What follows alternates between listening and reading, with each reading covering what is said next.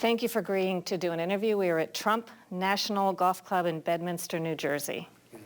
The Biden administration has to reinstitute the Remain in Mexico program, which by all accounts, when I've been down there on my reporting, seems to have made a big impact on the border traffic. Opponents say that policy is inhumane and that it's dangerous. Do you think starting up the program again will help the border crisis, help solve it, or perhaps make things worse?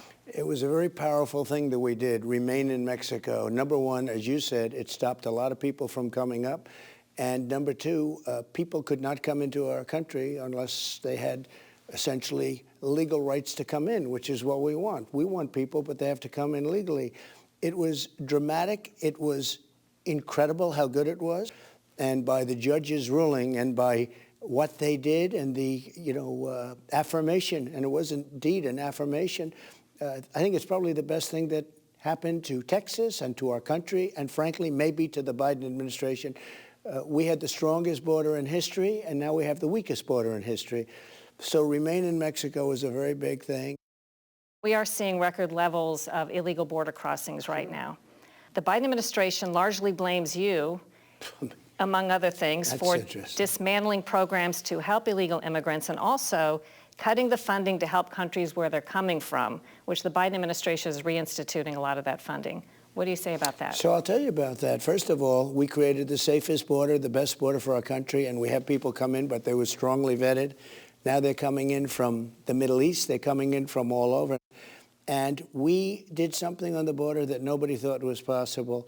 And as far as the money going to other countries, they're right. I cut it off because they were sending thousands and thousands and thousands of people up. And we were giving them $500 million a year. I said, you know what? If you people don't stop, we're going to stop it. They didn't stop. We cut it off. As soon as I cut it off, they would do whatever I wanted to do. Now, Biden, they want to give billions of dollars to these same countries, and that's going to go to the traffickers. That's going to go to a lot of people that shouldn't be getting it. It is a disgrace. It's going to make the situation much worse. On Afghanistan, by the way, do you still get intel briefings? I get if I want. I get what I want. I hear what's going on. By the way, you don't need intel briefings. All you have to do is read the news or turn on the television. It's the most incompetently handled withdrawal in history. There's never been anything like this, where we gave them $85 billion worth of brand new, beautiful equipment. Most importantly, we lost 13 and many wounded of our soldiers, and over 200 people were killed. But we lost these 13 incredible souls, these incredible warriors, and probably more to follow, some very, very badly wounded soldiers. It's the most incompetently handled thing. We had that in such good control, they wouldn't have done a thing. Considering what you're saying, do you think the Afghanistan war is over? I don't know, because you have people going all over the world and being dropped all over the world right now, and nobody knows who the hell they are, Sharyl. These aren't the interpreters that we taught. These were people that rushed into the planes, and they were so interested in trying to make it sound like, oh, they're doing a good job. These people, many of these people are going to be terrorists, okay? They're going to be terrorists. They were very powerful. They were very energetic in getting onto the aircraft. They say they're vetting them very carefully with biometrics and documentation. They're not doing that, and you can't, because there is no documentation in that country. There's virtually no documentation.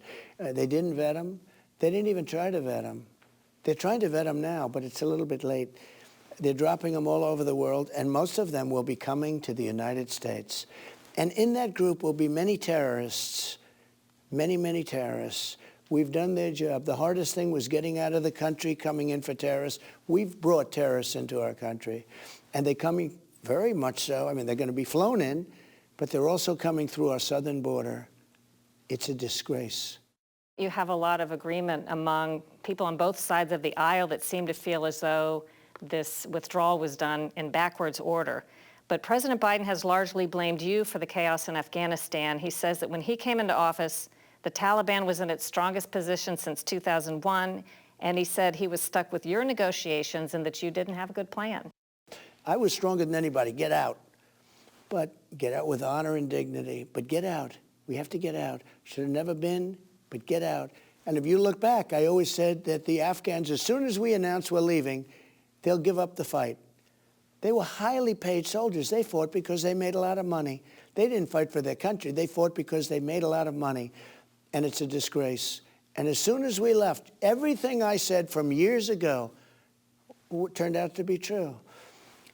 We should have saved those 13 people plus 200 people, and we should have taken out all our equipment, everything. And I said, I want every bolt, I want every screw, I want every nail, I want everything. I want those tanks. They're all over the place. And maybe you have to go back and get it. Now I'm saying, how can they take this equipment? And I guarantee that China and Russia already have our Apache helicopters, and they're taking them apart to find out exactly how they're made. They're the best in the world by far, and they're taking them apart so they can make the exact same equipment. They're very good at that. It's a disgrace. It's very simple. I believe they're incompetent. They didn't do it on purpose. I just think they just ran. I think it's the most embarrassing event in the history of our country. We ran from guys with knives, good fighters, but guys with knives. We ran. We had the F-35s and the F-18s, and they had knives. And it made our military look so bad. And it was decision-making at the top, and with some of our television generals. After the break, does Trump plan to get a COVID-19 booster shot? And was he typing in all those tweets himself?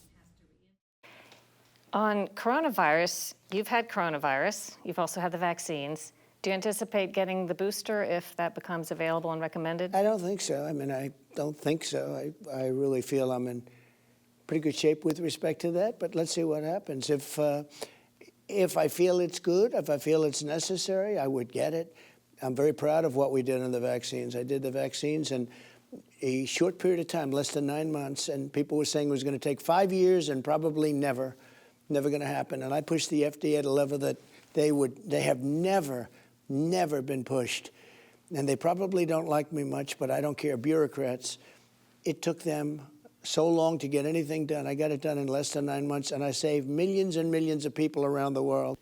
At the time, you seemed to get sick very fast, and then you seemed to get well very fast.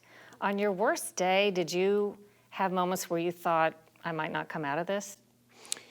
Well, I didn't want to allow that to happen because I felt I had an obligation to this country to come out okay. I think it would have not been great. You know, I'm a cheerleader for our country. I love our country. And I don't want that to be happening to anybody, but I don't want it to be happening to its #1 representative and to its president. I don't want that to be happening. I always felt pretty good. I didn't feel, I know I've read stories that, I was just about over. It was just not so. I was pretty good. I didn't feel like I do now. I didn't feel like perfect, but I felt there was something wrong. And very early on, I took therapeutics, and I got better very quickly. And I think I showed things to the country, but not only the vaccines, the therapeutics that we have are incredible. And for some reason, the Biden administration is not talking about therapeutics. They're not talking about Regeneron and other things that we have and that we've developed under the Trump administration. Why do you think that is? I don't know. I don't know. Looking back at your 4 years, if you knew then what you know now, what are some of the things you might have done differently in terms of either policies or people you trusted that maybe you feel you shouldn't have now? Sure. I picked some people that turned out not to be good. That always happens. Picked some people that were fantastic. You know, we rebuilt the military. Think of what we've done. They've got the biggest tax cuts in history, biggest regulation cuts in history, right to try medically, where people can use stuff that's, not going to be approved for 7 years, but if it looks, if they're terminally ill. We did so many different things, rebuilt the military. Yeah, I picked some people that, in retrospect, I wouldn't have done, but that always happens.